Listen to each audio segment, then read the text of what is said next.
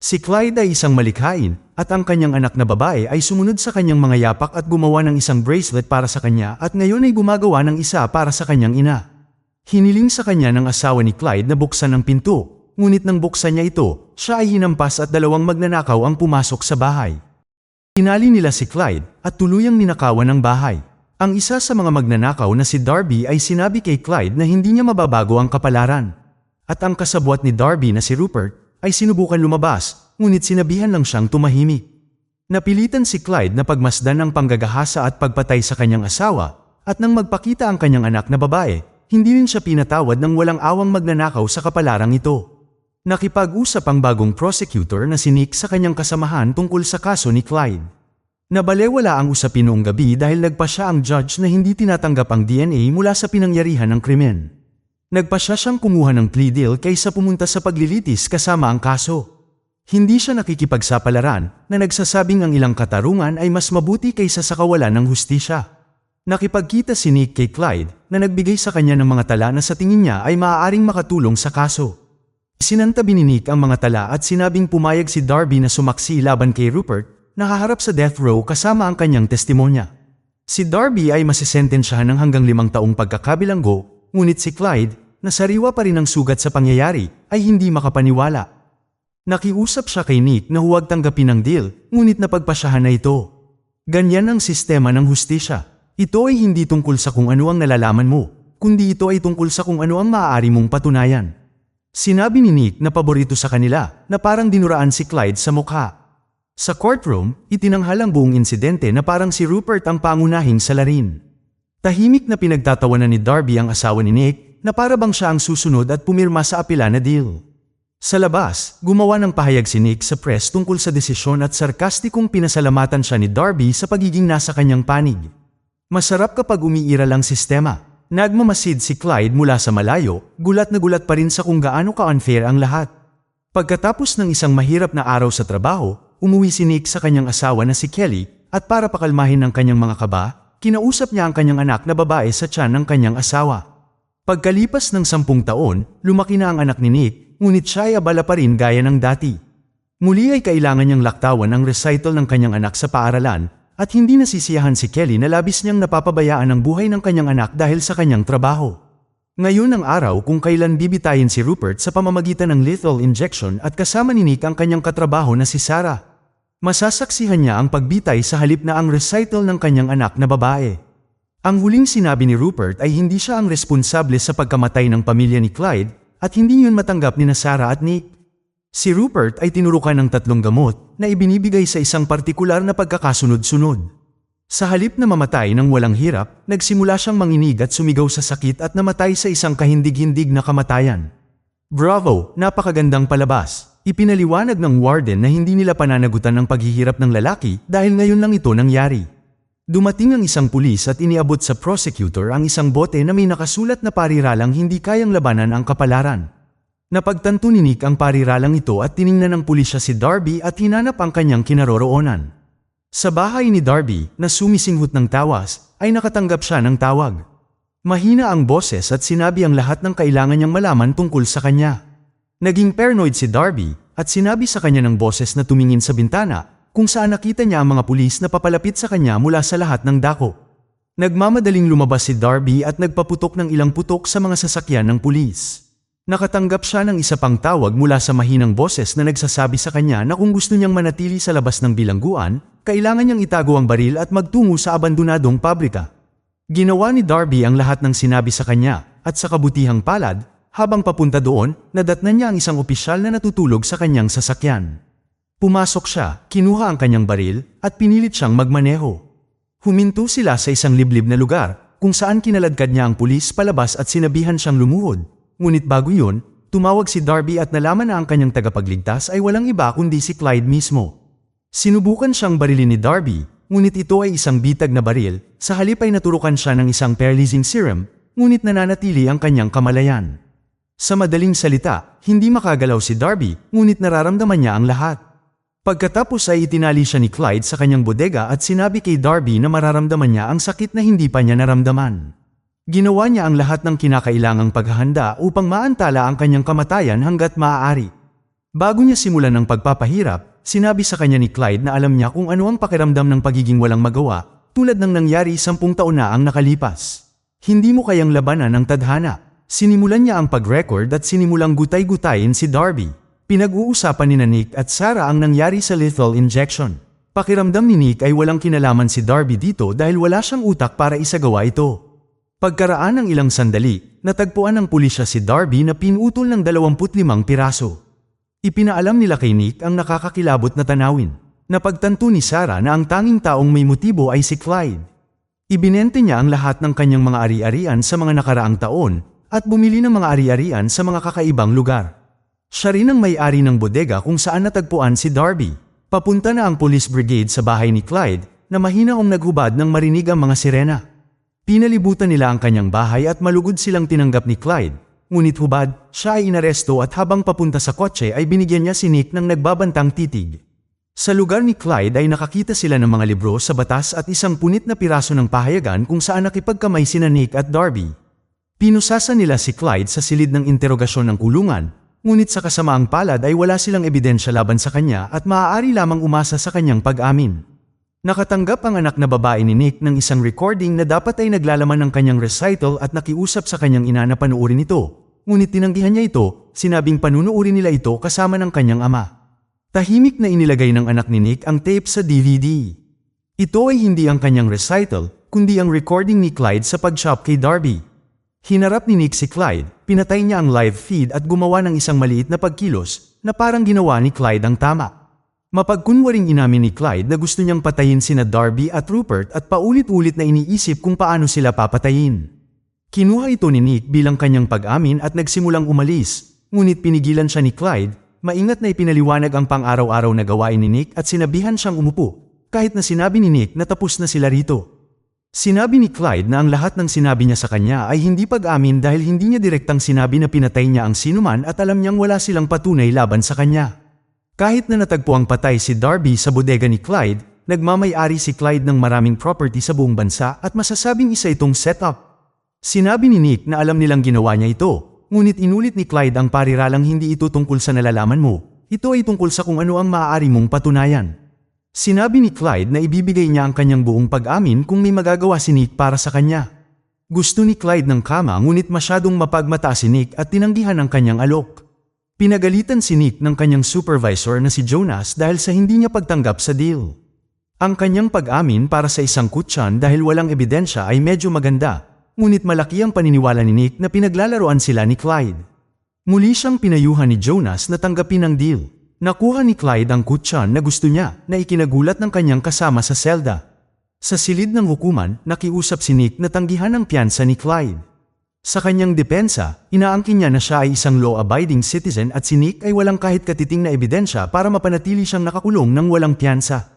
Ang judge ay sumang-ayon kay Clyde, ngunit sinabi ni Nick na pumayag si Clyde na ibigay ang kanyang buong pag-amin, ngunit hindi niya ginawa.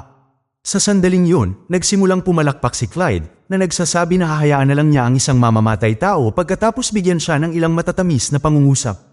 Nagulat ang lahat dahil ilang beses pa niyang sinigawan ng judge dahil sa pagkaligaw ng landas bago siya dinala palabas at tinanggihan ang piyansa. Nang maglaon, sa silid ng interogasyon, inilarawan ni Clyde ang tape na ipinadala niya sa kanya bilang magandang tagumpay laban sa kasamaan at gaya ng ipinangako, inamin niya na siya ang nasa tape. Sinabi pa niya na mayroon pa siyang isang aaminin, ngunit kailangan niya ng kapalit. Pagod na si Nick na marinig ang kanyang mga panloloko, ngunit binanggit ni Clyde na gusto niya ng 20 ounce na steak na medium rare at isang iPad sa bilangguan para sa tanghalian. Bago umalis si Nick, inalok sa kanya ni Clyde ang buhay ni Bill Reynolds, ang abogado ni Darby, bilang kanyang pag-amin. Bumalik si Nick at sinabi ni Sarah na 3 araw nang nawawala si Bill. Si Clyde ay nagsalita sa camera, tinutugunan si Nick at sinabing kung gusto niyang makitang buhay si Bill, dapat niyang tugunan ang kanyang mga hinihingi bukas ng eksaktong 1:00 ng hapon. Kinabukasan ay ipinadala nila ang steak sa bilangguan, ngunit 5 minuto bago ang 1:00 ng hapon, nagpa siya ang warden na suriin ng maigi ang mga prosecutor. Pagdating nila kay Clyde dala ang pagkain, late na sila ng 8 minuto. Nanatili pa rin siyang cool at sinabi sa kanila ang kinaroroonan ni Bill. Sinabi rin niya sa kanila na ang appointment na 1:00 ng hapon ay hindi para sa kanya, ngunit para kay Bill, kaya mas mabuting magmadali sila. Si Nick ay nagmamadaling pumunta sa isang helicopter at lumipad sila sa pinangyarihan habang si Clyde ay nakikinig sa kanyang iPod at nilalamon ng steak kasama ang kanyang kasama sa selda na nagbanta sa kanya noon. Mabilis silang naging mabuting magkaibigan, ngunit lahat ng ito ay plano ni Clyde na kinuha ang matalas na buto mula sa steak. Pinalakas niya ang musika at binigay ang controller sa cellmate para maabala siya habang sinasaksak niya ito sa leeg. Dumating ang mga gwardya sa selda ni Clyde at galit na galit ang warden. Sa kabilang banda, natagpuan ni Nick si Bill na nakalibing na may oxygen mask, ngunit patay na siya. Inabot sila ng 15 minuto upang makarating doon mula sa bilangguan. Kung natanggap sana ni Clyde ang kanyang tanghalian sa tamang oras, buhay pa sana si Bill. Nakatanggap si Nick ng mensahe mula kay Sarah na nagsasabi sa kanya na pinatay ni Clyde ang kanyang kasama sa selda at inilipat siya ng warden sa solitary.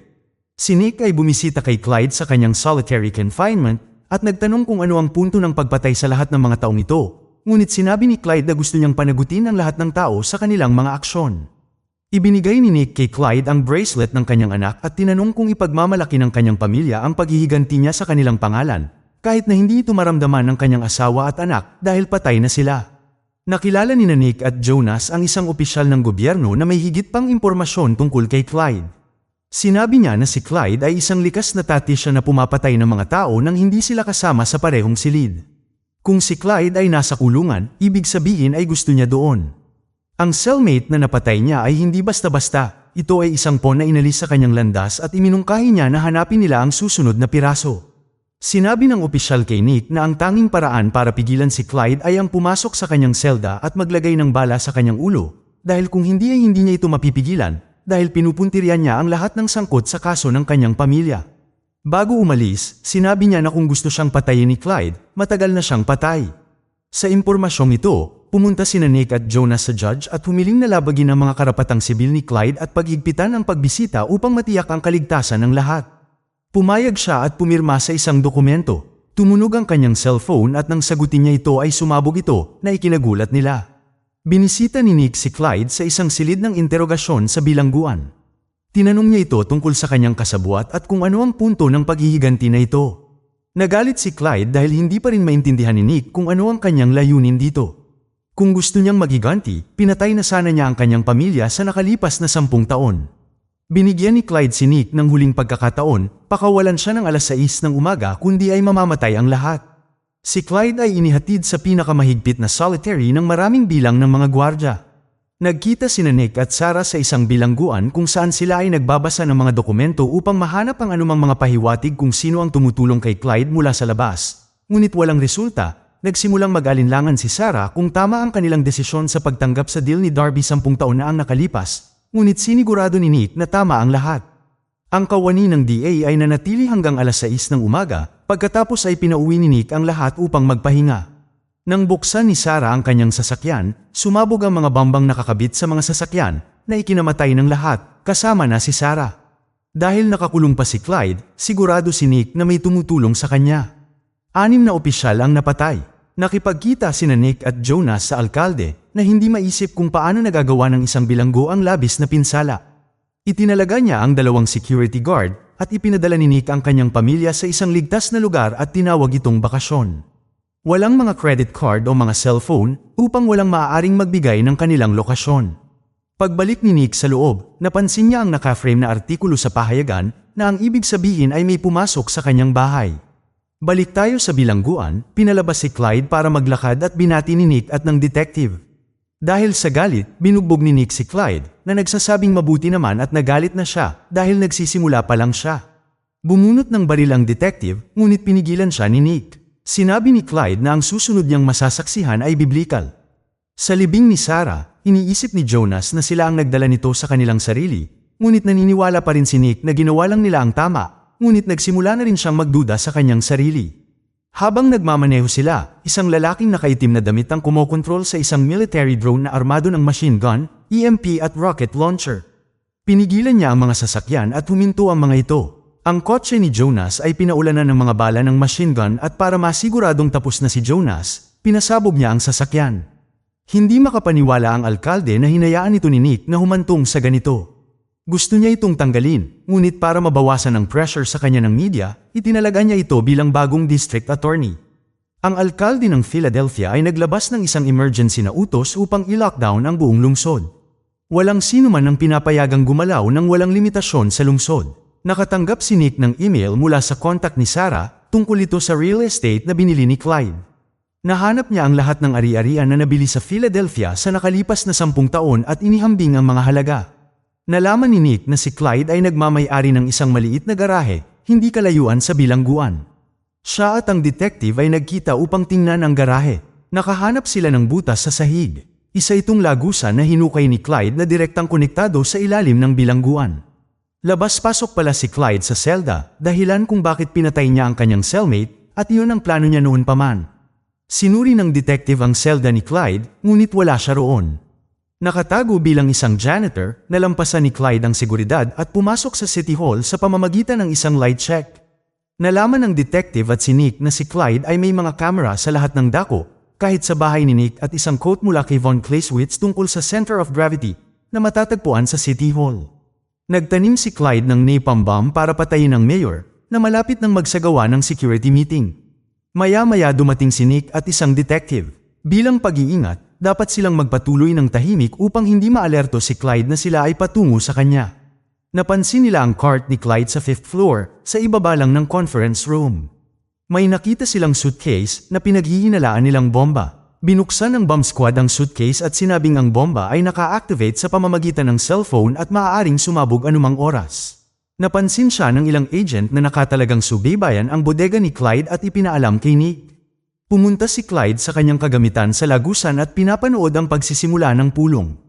Kinuha niya ang kanyang cellphone at umakyat sa kanyang selda. Sa kanyang selda, si Clyde ay bumulaga kay Nick. Mayroon siyang baril at hiniling kay Clyde na gawin ang tama na nagbibigay sa kanya ng isang pagkakataon upang umatras. Tinanong ni Clyde kung narito siya para tanggapin ang huling deal, ngunit sinabi ni Nick na sa wakas ay nalaman na niya kung ano ang sinusubukang sabihin sa kanya ni Clyde, hindi siya dapat nakikipag-deal sa mga mamamatay tao. Sinabi sa kanya ni Nick na huwag gawin ito, na ito ay isang desisyon na kailangan niyang harapin sa natitirang bahagi ng kanyang buhay. Humingi ng tawad si Clyde at tinawagan ang numero. Umalis si Nick at sinabi na ang ibig niyang sabihin sa natitirang bahagi ng kanyang buhay ay humigit kumulang 25 segundo habang nilock ng detective ang kanyang pintuan ng lagusan.